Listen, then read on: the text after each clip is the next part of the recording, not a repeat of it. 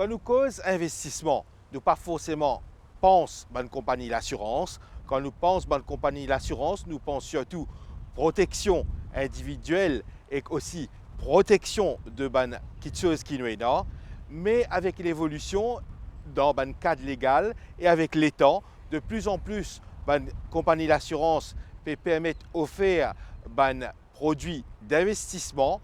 Et aujourd'hui, dans l'éclairage économique, nous parlons apprendre un petit peu plus la bonne possibilité d'investissement à travers une compagnie l'assurance, que ce soit par cotisation, que ce soit par un placement. C'est ça le programme d'éclairage économique ce soir.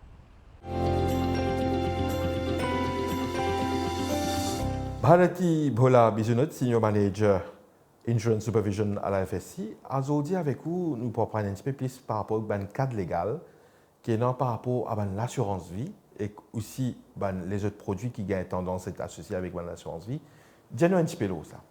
Dans Insurance Act, pour commencer, quand un dimonine acheté un plan d'assurance qui est lié à l'investissement ou bien un bonus qui est payable à la fin de ce terme, les besoins, within 30 jours, l'assureur a besoin de donner un résumé de qui il a acheté. Par détail qui peut être dans ce résumé-là, il peut être qui couverture il prend, qui ban prime il besoin payer, qui ban circonstances qui fait qui bénéficie pas pour payer et aussi qui ban frais qui pour encourir ou bien déduire de ce plan d'assurance. En sus de ça, la FSI demande à tout bon assureur envoie un annual statement à ses clients, surtout pour expliquer quelle performance le plan d'assurance peut faire. Et il est bien clair pour que la personne comprend comment ce bénéfice peut calculer. Quel type de produit plus courant est non pour l'assurance vie? Une assurance vie, il donne une protection. Ce qui est plus simple, produit qui est sur le marché, c'est en cas de décès, l'assureur peut verser un bénéfice à un bénéficiaire. Deuxième plan qui est courant sur le marché, c'est le cashback policy. Là, c'est l'assuré, il recevoir ce bénéfice en tranches, parfois les 5 ans, parfois les 3 ans.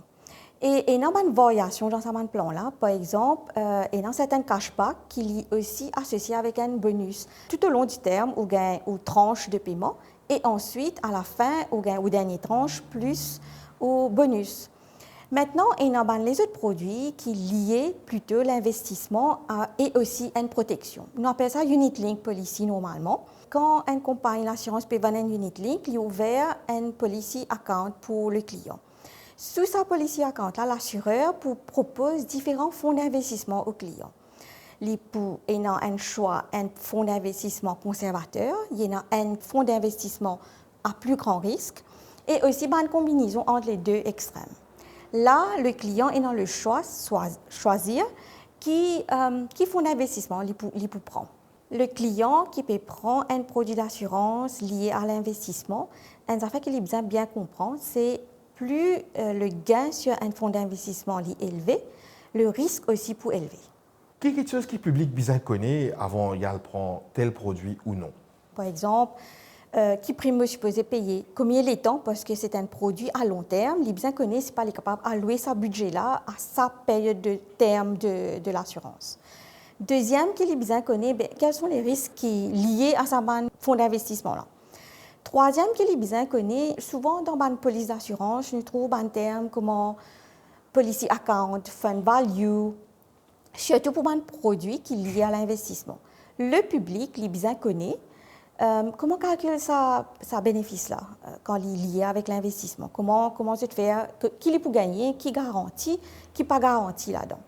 Et aussi, ce qu'il est bien connaît aussi, c'est qui pas de frais pour déduire au saban police d'assurance là. Par exemple, l'auban produit l'assurance qui est lié à l'investissement, souvent des fois il y a des frais d'administration et aussi des gestions des saban fonds là, qui déduisent de auban bénéfices qu'il peut gagner. Il y a aussi le terme cooling off qu'il est bien connu.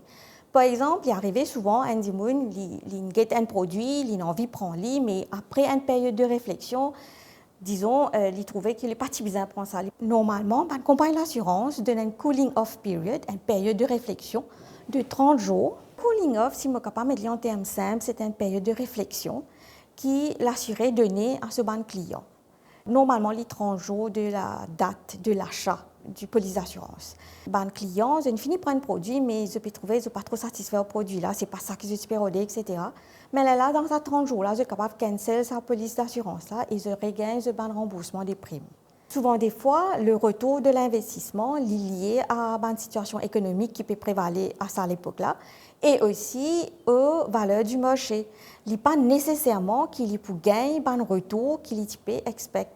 Le public, il besoin bien planifier ce budget parce que c'est une prime qu'il peut payer sur 15 ans, 20 ans et il besoin et dans les moyens pour les payer et planifier bien ce bon projet avant de prendre et conclure ce contrat.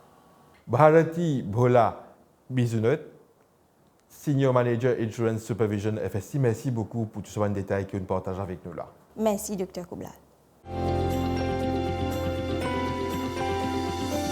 Dave Gopi de SICOM Group, ou pour dire nous plus par rapport à ce qui est offert et comment se fait-il qu'une compagnie d'assurance qui offre plusieurs produits d'investissement, n'est-ce pas? Quand on souscrit une police d'assurance vie, c'est aussi un moyen comment on peut investir. Donc, quand on prend une police d'assurance vie, on paye une prime. Ça une prime là, quand on paye ça prime là, il rentre dans le fonds. Et ça mène l'argent qui est dans ce fonds là. Nous, à la SICOM, nous prenons ça l'argent là, nous investissons ça l'argent là. Donc, quand nous investissons ça l'argent là, nous investissons ça dans différents instruments financiers. Donc, nous créons un portefeuille diversifié que nous sommes capables d'avoir une action de compagnie locale et à l'étranger, ou capable d'avoir un bon du trésor, ou capable d'avoir immobilier, ou capable d'avoir aussi un investissement qui nous fait dans un projet côté un grand potentiel de croissance. Donc, quand nous faisons ça au niveau de la SICOM, ça nous permet, nous, dans le temps, de donner un bon retour sur investissement à nos clients qui investissent dans nos polices d'assurance et en même temps, comme on nous mentionné au début, protéger.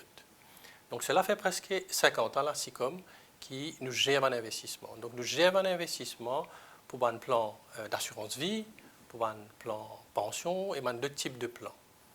Donc, la solidité financière de la SICOM et la performance de l'investissement qui nous fait après toute l'année là, qui nous retrouve nous aujourd'hui avec un portefeuille d'investissement presque à 70 milliards qui nous gérait.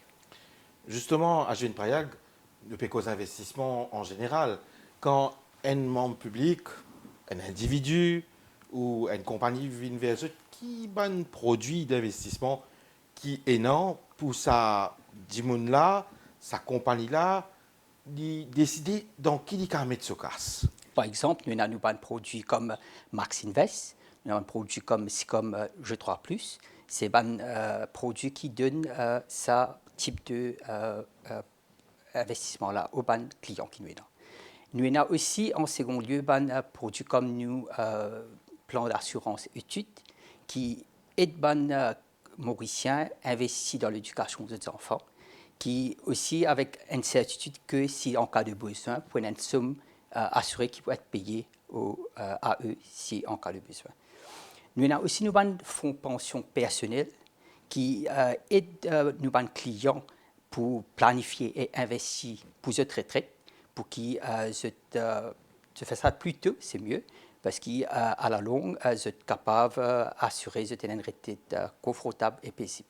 Et nous avons aussi un fonds investissement direct, sans passer par un produit d'assurance, que les clients capables d'investir à travers une de nos filiales, SICOM Financial Services toujours, et on a le produit SICOM General Fund et SICOM Overseas Diversified Fund.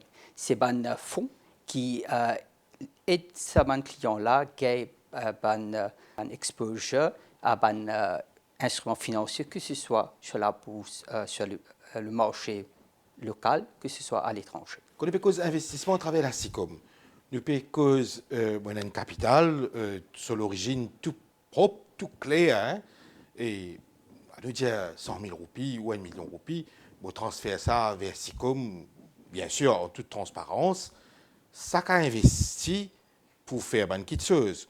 Ou bien nous payons aussi, comment dire, une petite cotisation, chaque mois, c'est pas 1 000 roupies, 2 000 roupies, 4 000, 5 000 roupies, ou les deux en même temps. Effectivement, on fait les deux en même temps et on a différents produits qui donnent nous cette option-là.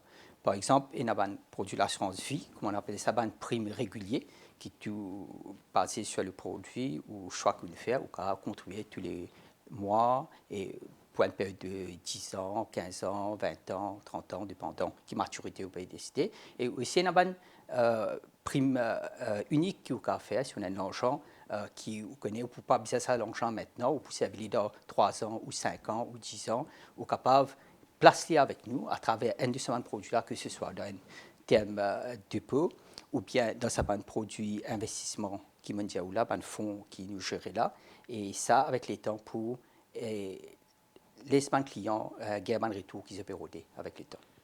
Ashwin Brayag, merci pour toute cette précision que vous nous donnez par rapport à différents produits et services qui sont disponibles pour investissement au niveau de la SICOM. Et là, avec nos collègues d'Eve Gopi, nous avons envie de comprendre les affaires, que nous avons investissements d'Eve Gopi, nous avons Castimoun, nous avons risque. Qui mécanisme qui SICOM groupe non, entre autres, pour assurer que quand on peut prendre la monnaie qui travaille dire, on vient passer dans SICOM, qui la monnaie là, il pour là et il pour prospérer quelque part. Oui, je pense que c'est une très bonne question. Beaucoup de monde pose cette question-là. C'est l'élément de risque quand nous faisons un investissement. Je pense que ce qui est important, les clients de la SICOM et le public en général comprend, c'est qu'au niveau de la SICOM, nous avons un risk management framework. Qu'est-ce que ça veut dire un risk management framework? Un risk management framework, c'est toute une structure qui nous met en place. Et cette structure-là est en ligne avec le règlement de la FSI, la Financial Services Commission, et aussi avec tout ce qui est une bonne norme internationale. Donc, qui veut dire qu'on a un risk management framework? Donc, le risk management framework, il y a plusieurs éléments. Un élément, c'est avant de faire un investissement, nous faisons une analyse détaillée de l'investissement pour nous assurer que l'investissement qu'il nous peut faire, le niveau de risque qu'il nous peut prendre est approprié. Donc ça, c'est un premier élément. Deuxième élément, c'est-à-dire de nous, Risk Management Framework, c'est nous avons un portefeuille qui est diversifié. C'est-à-dire quand nous pouvons investir l'argent, nous pouvons investir dans différents actifs, nous pouvons investir dans différents instruments financiers, nous pouvons investir dans différents secteurs, différents pays et différents devises. Donc ça, c'est un second élément pour nous gérer nos risques. Troisième élément, c'est qui nous avons en place Key Risk Indicators. Ça veut dire qu'il nous peut dire Key Risk Indicator, c'est un indicateur de risque qui nous besoin abide by quand nous faisons un investissement. Ça veut dire que c'est un indicateur de risque là, nous besoin pas dépasser. Donc, avant de faire un investissement et quand nous finissons un investissement, nous monitorons l'investissement pour assurer nous qu'il ne peut pas dépasser ce niveau de risque.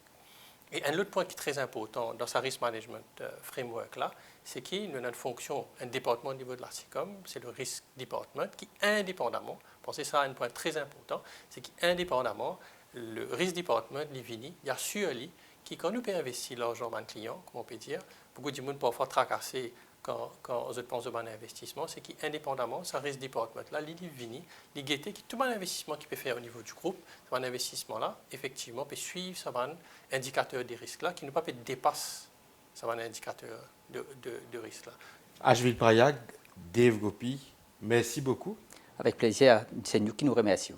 Merci à la MBC pour l'opportunité qu'il nous donne pour nous capables de share avec les téléspectateurs mauriciens, c'est un point pertinent au niveau d'un produit de l'assurance.